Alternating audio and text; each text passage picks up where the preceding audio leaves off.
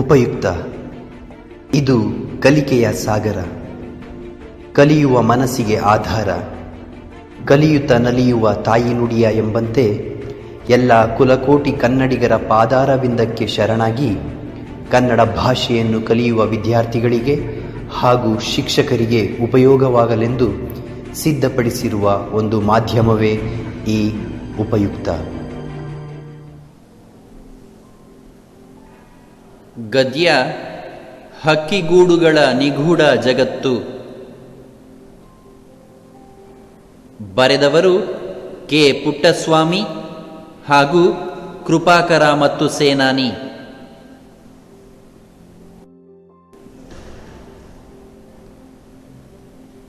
ಕೆಳಗಿನ ಪ್ರಶ್ನೆಗಳಿಗೆ ಒಂದು ವಾಕ್ಯದಲ್ಲಿ ಉತ್ತರಿಸಿರಿ.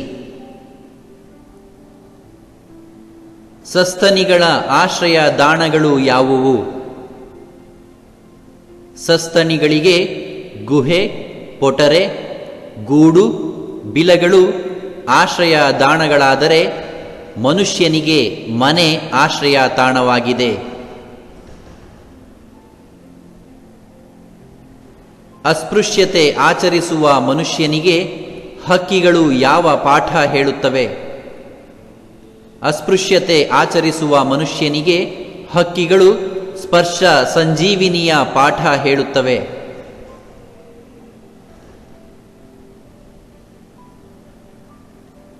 ಹಕ್ಕಿ ಗೂಡಿನಲ್ಲಿ ಯಾವುದರ ಸಮನ್ವಯತೆ ಇದೆ?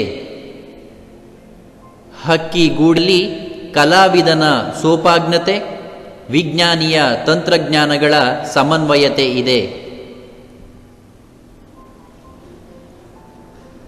ಹಕ್ಕಿಗಳು ಗೂಡು ಕಟ್ಟುವ ಸಾಮರ್ಥ್ಯಕ್ಕೆ ಮಿತಿಯೊಡ್ಡುವ ಅಂಶಗಳಾವುವು?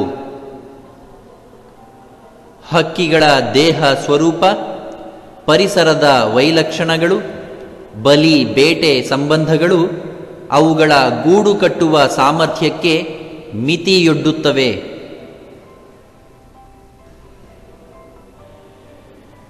ಅಮೆರಿಕದಲ್ಲಿ ಗ್ಯಾನೆಟ್ ಕಡಲ ಹಕ್ಕಿ ಗೂಡನ್ನು ಯಾವ ವಸ್ತುಗಳಿಂದ ಅಲಂಕರಿಸಿತ್ತು?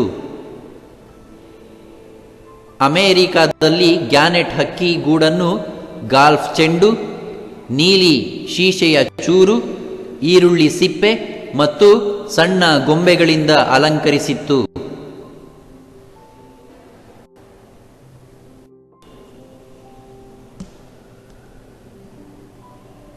ಕೆಳಗಿನ ಪ್ರಶ್ನೆಗಳಿಗೆ 2-3 ವಾಕ್ಯಗಳಲ್ಲಿ ಉತ್ತರಿಸಿರಿ.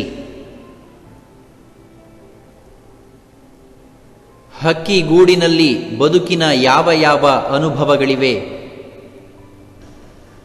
ಹಕ್ಕಿ ಗೂಡಿನಲ್ಲಿ ನೋವಿದೆ, ನಲಿವಿದೆ, ಆಕ್ರಂದನವಿದೆ, ಸಂತಸದ ದನಿ ಇದೆ, ಗುಟುಕು ಪಡೆದು ಜೀವ ಕಣ್ಣೆರೆವ ಸೃಷ್ಟಿಯ ಅಚ್ಚರಿ ಇದೆ, ಶತ್ರುಗಳ ಬೇಟೆಗೆ ಅಥವಾ ನೈಸರ್ಗಿಕ ವಿಕೋಪಕ್ಕೆ ತುತ್ತಾಗುವ ದಾರುಣವಿದೆ.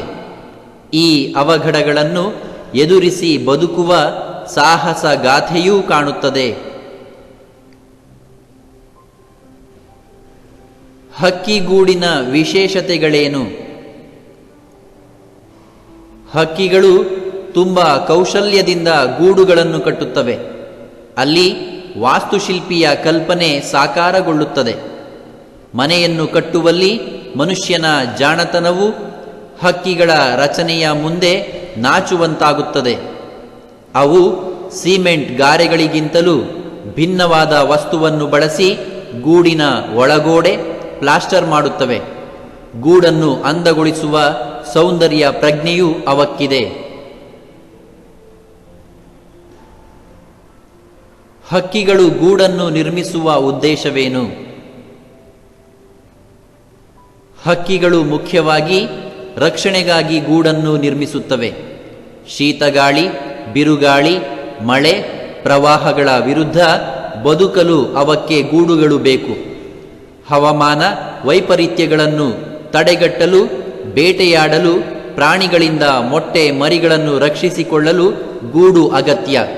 ಅದಕ್ಕಾಗಿ ಅವು ಗೂಡುಗಳನ್ನು ಕಟ್ಟಿಕೊಳ್ಳುತ್ತವೆ.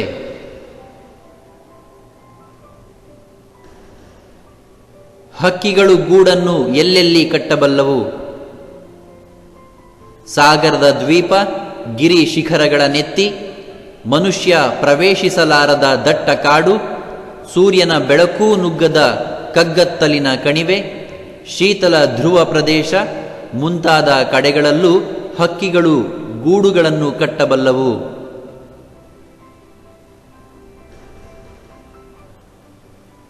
ಹಕ್ಕಿಗಳು ಬದಲಾದ ಪರಿಸರಕ್ಕೆ ಹೊಂದಿಕೊಂಡು ಗೂಡು ಕಟ್ಟುವುದಕ್ಕೆ ಲೇಖಕರು ಯಾವ ಉದಾಹರಣೆಗಳನ್ನು ನೀಡುತ್ತಾರೆ?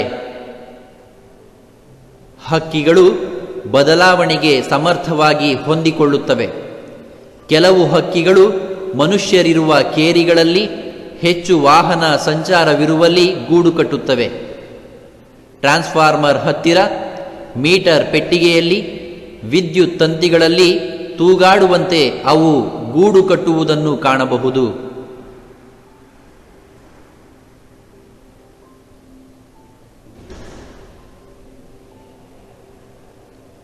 ಹಕ್ಕಿಗಳು ಗೂಡುಗಳನ್ನು ಯಾವ ರೀತಿಯಲ್ಲಿ ಅಲಂಕರಿಸುತ್ತವೆ? ಹಕ್ಕಿಗಳಿಗೆ ವಿಶೇಷವಾದ ಅಲಂಕಾರ ಪ್ರಜ್ಞೆ ಇದೆ. ಅವು ಬಣ್ಣ ಬಣ್ಣದ ಹೂವಿನ ದಳವನ್ನೋ ಹೊಳೆವ ಕಲ್ಲುಗಳನ್ನು ಹೆಕ್ಕಿ ತಂದು ಗೂಡಿನ ಹೊರಮೈಗೆ ಅಂಟಿಸುತ್ತವೆ. ಹದ್ದುಗಳು ಬಣ್ಣದ ಗಾಜಿನ ಚೂರು, ಬಟ್ಟೆಯ ಚಿಂದಿ ಮೊದಲಾದವನ್ನು ಗೂಡಿಗೆ ತರುತ್ತವೆ. ಗ್ಯಾನೆಟ್ ಎನ್ನುವ ಕಡಲ ಹಕ್ಕಿ ಗಾಲ್ಫ್ ಚೆಂಡು, ನೀಲಿ ಶೀಶೆಯ ಚೂರು, ಈರುಳ್ಳಿ ಸಿಪ್ಪೆ, ಸಣ್ಣ ಬೊಂಬೆಯಿಂದ ಗೂಡನ್ನು ಅಲಂಕರಿಸುತ್ತದೆಂದು ವರದಿಯಾಗಿದೆ.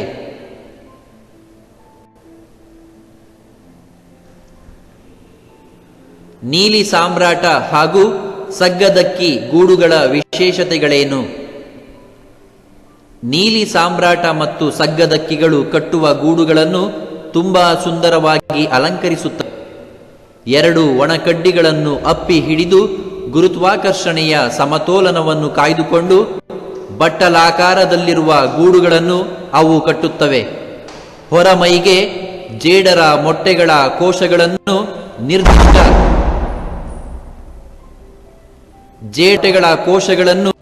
ನಿರ್ದಿಷ್ಟ ಅಂತರದಲ್ಲಿ ಅಂಟಿಸುತ್ತವೆ. ಈ ಗೂಡುಗಳು ಭದ್ರತೆ, ತಾಂತ್ರಿಕ ಪರಿಣತಿ ಮತ್ತು ಕಲಾತ್ಮಕ ಪ್ರಜ್ಞೆಯನ್ನು ಅಭಿವ್ಯಕ್ತಿಸುವಂತಿರುತ್ತದೆ. ಸಂದರ್ಭದೊಡನೆ ವಿವರಿಸಿರಿ. ಅವಕಾಶ ಮತ್ತು ಅದೃಷ್ಟಕ್ಕೆ ತಮ್ಮ ಸಂತತಿಯ ಉಳಿವನ್ನು ಒಡ್ಡುತ್ತವೆ.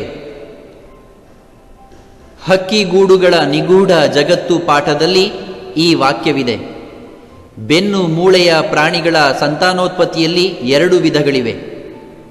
ಮೀನು, ಕಪ್ಪೆ, ಸರೀಸೃಪಗಳಂತಹ ಪ್ರಾಣಿಗಳು ಅಸಂಖ್ಯಾತ ಮೊಟ್ಟೆಗಳನ್ನಿಡುತ್ತವೆ. ಅವನ್ನು ರಕ್ಷಿಸುವ ಹೊಣೆಯನ್ನು ಅವು ಹೊರುವುದಿಲ್ಲ. ಯಾವ ರೀತಿಯ ರಕ್ಷಣೆಯೂ ಇಲ್ಲದ ಅವುಗಳು ಬಹುಪಾಲು ಅನ್ಯ ಪ್ರಾಣಿಗಳು. ಮನುಷ್ಯರು ಹಾಗೂ ಪ್ರಕೃತಿಯಿಂದ ನಾಶವಾಗುತ್ತವೆ. ಅದೃಷ್ಟ ಮತ್ತು ಅವಕಾಶ ಒದಗಿದವು ಮಾತ್ರ ಉಳಿದು ಜೀವಿಗಳಾಗುತ್ತವೆ. ಈ ಕಾರಣದಿಂದಲೇ ಅವಕ್ಕೆ ಲೆಕ್ಕವಿಲ್ಲದಷ್ಟು ಮೊಟ್ಟೆಗಳನ್ನಿಡುವ ಶಕ್ತಿಯನ್ನು ಪ್ರಕೃತಿ ಕೊಟ್ಟಿದೆ. ಅವೆಲ್ಲವೂ ಬದುಕಿ ಬಾಳದಂತೆಯೂ ಪ್ರಕೃತಿ ವ್ಯವಸ್ಥೆ ಮಾಡಿದೆ.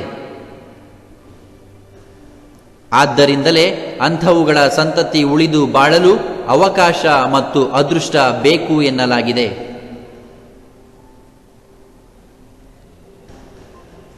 ಹುಟ್ಟಿದ ಮಕ್ಕಳಿಗೆ ಬದುಕಿನ ಪಾಠ ಹೇಳುವ ಶಾಲೆ ಅದು.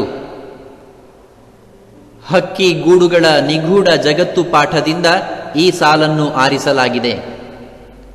ಹಕ್ಕಿ ಗೂಡುಗಳ ವೈಶಿಷ್ಟ್ಯವನ್ನು ಹೇಳುವಾಗ ಲೇಖಕರು ಈ ಮಾತನ್ನು ಬರೆದಿದ್ದಾರೆ: ಹಕ್ಕಿಯು ತಾನು ಕಟ್ಟಿದ ಗೂಡಿನಲ್ಲಿ ಮೊಟ್ಟೆಯಿಟ್ಟು ಕಾವು ಕೊಟ್ಟು ಮರಿಗಳಿಗೆ ಕಾಲಕಾಲಕ್ಕೆ ಆಹಾರವಿತ್ತು ಅತಿ ಎಚ್ಚರದಿಂದ ಅವನ್ನು ರಕ್ಷಿಸಿ ಬದುಕಿನ ಪಾಠವನ್ನು ಅವಕ್ಕೆ ಕಲಿಸುತ್ತದೆ. ಮೊಟ್ಟೆಯಿಂದ ಮರಿಯಾಗಿ ಅದು ಹಕ್ಕಿಯಾಗಿ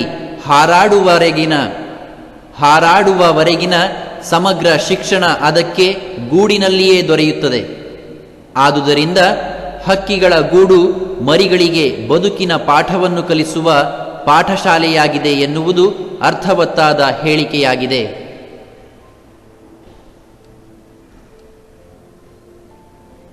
ಇಲ್ಲಿ ವಾಸ್ತುಶಿಲ್ಪಿಯ ಕಲ್ಪನೆ ಸಾಕಾರಗೊಳ್ಳುತ್ತದೆ.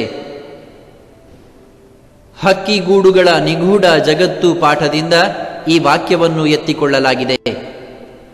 ಹಕ್ಕಿಗಳು ಗೂಡುಗಳನ್ನು ಕಟ್ಟುವ ಕೌಶಲ್ಯವನ್ನು ಕುರಿತು ಲೇಖಕರು ಹೀಗೆಂದಿದ್ದಾರೆ: ಮನುಷ್ಯರು ಮನೆಗಳನ್ನು ಕಟ್ಟುವಾಗ ತಮ್ಮ ಅಭಿರುಚಿ, ಆರ್ಥ ಸ್ಥಿತಿಗತಿಗಳಿಗೆ ಅನುಗುಣವಾಗಿ ವಾಸ್ತುಶಿಲ್ಪಿಗಳಿಂದ ವಿನ್ಯಾಸವನ್ನು ಪಡೆದು ಅದರಂತೆಯೇ ಕಟ್ಟುತ್ತಾರೆ.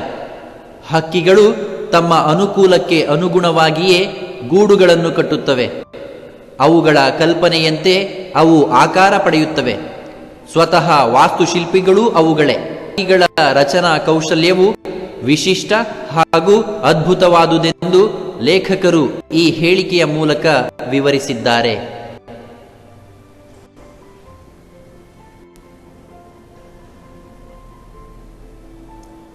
ಕೆಳಗಿನ ಸಂಧಿ ಪದಗಳನ್ನು ಬಿಡಿಸಿ ಸಂಧಿಯ ಹೆಸರು ಬರೆಯಿರಿ.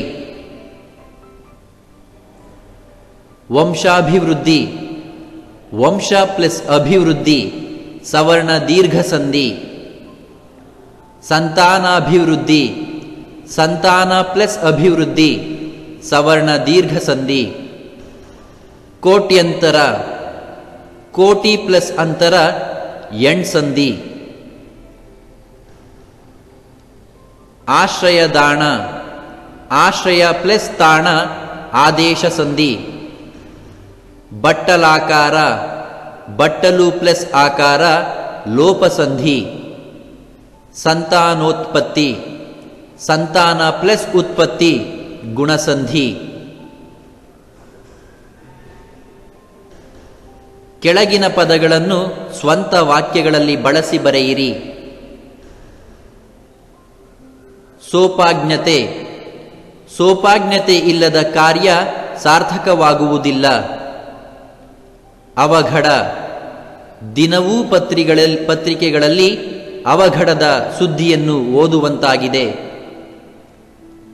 ಸಂಜೀವಿನಿ, ನಿರಾಶಾ ಮನೋಭಾವದವರಿಗೆ ಪ್ರೋತ್ಸಾಹದಾಯಕ ನುಡಿಗಳೇ ಸಂಜೀವಿನಿಯಾಗುತ್ತದೆ. ಸಮನ್ವಯ, ಜೀವನ ಸುಖಕರವಾಗಲು ದುಡಿಮೆ ಉಳಿತಾಯಗಳ ಸಮನ್ವಯವಿರಬೇಕು. ಅಪೂರ್ವ, ವಸ್ತು ಸಂಗ್ರಹಾಲಯಗಳಲ್ಲಿ ಕೆಲವು ಅಪೂರ್ವ ವಸ್ತುಗಳಿರುತ್ತವೆ. ಐಕಮತ್ಯ, ಇಂದು ಸಮಾಜದಲ್ಲಿ ಐಕಮತ್ಯ ಕಾಣದಂತಾಗುತ್ತಿದೆ. ಅಲಂಕಾರ, ಅರ್ಚಕರು ದೇವರ ವಿಗ್ರಹಗಳಿಗೆ ಹೂವು ಆಭರಣಗಳಿಂದ ಅಲಂಕಾರ ಮಾಡುತ್ತಾರೆ. ನಿಗೂಢ, ಪ್ರತಿಯೊಬ್ಬರ ಬದುಕಿನಲ್ಲೂ ಹಲವು ನಿಗೂಢಗಳು ಸಾಧ್ಯತೆ ಇದೆ.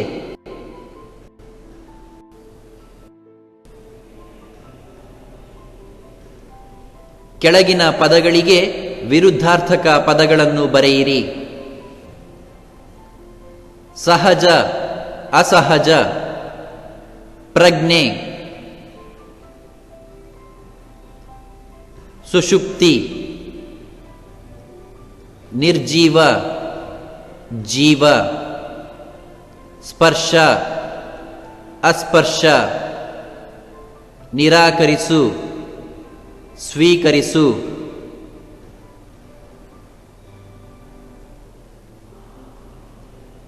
ಕೆಳಗಿನ ಪದಗಳಿಗೆ ತತ್ಸಮ ತದ್ಭವ ರೂಪಗಳನ್ನು ಬರೆಯಿರಿ. ವರ್ಷ, ವರುಷ. ಅಚ್ಚರಿ, ಆಶ್ಚರ್ಯ. ದನಿ, ಧ್ವನಿ. ಜ್ಞಾನ, ಜಾನ. ಸ್ಪರ್ಶ, ಪರುಸ. ಜನ್ಮ, ಜನುಮ. ವನ, ಬನ.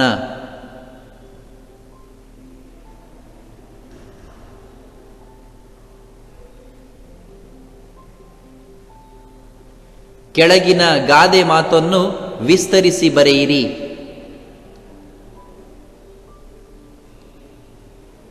ಹಕ್ಕಿಗಳಿಗೆ ಗೂಡು, ಮಕ್ಕಳಿಗೆ ತಾಯಿ. ಗಾದೆಗಳು ವೇದಗಳಿಗೆ ಸಮಾನ. ವೇದ ಸುಳ್ಳಾದರೂ ಗಾದೆ ಸುಳ್ಳಾಗದು.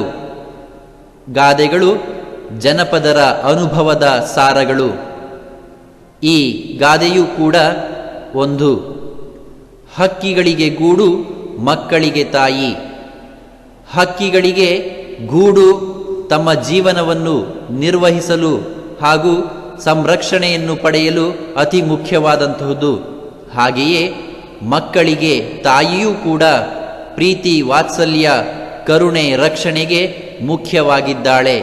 ಆದ್ದರಿಂದ ಹಕ್ಕಿಗಳಿಗೆ ಗೂಡು ಮುಖ್ಯ, ಮಕ್ಕಳಿಗೆ ತಾಯಿ ಅತಿ ಮುಖ್ಯ.